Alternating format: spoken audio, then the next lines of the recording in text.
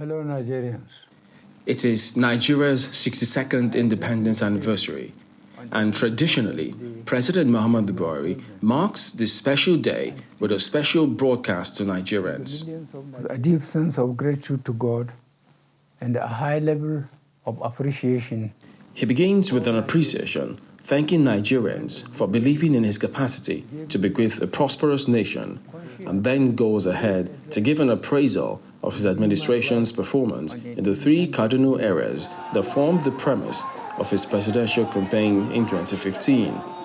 However, he shows some empathy with Nigerians over the state of the insecurity. I share the pains Nigerians are going through, and I assure you that your resilience and patience will not be in vain as this administration continues to reposition as well as strengthen the security agencies to enable them to deal with all forms of security challenges. The empty classrooms across most of the nation's federal universities in the last 8 months remain a regrettable dent for the president, as he urges the Academic Staff Union of Universities to suspend their industrial action.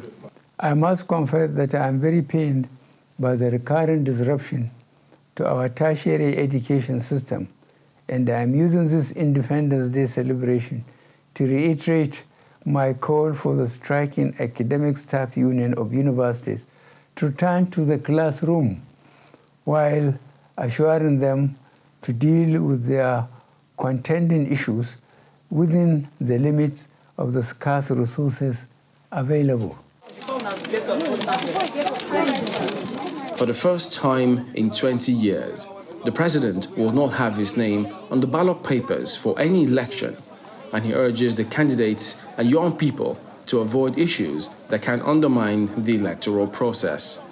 I want to implore all aspirants to conduct issue-based campaigns devoid of hate speeches, as well as other negative and divisive tendencies. I also want to express my wish that we see more female and youth participation in the forthcoming electoral cycle.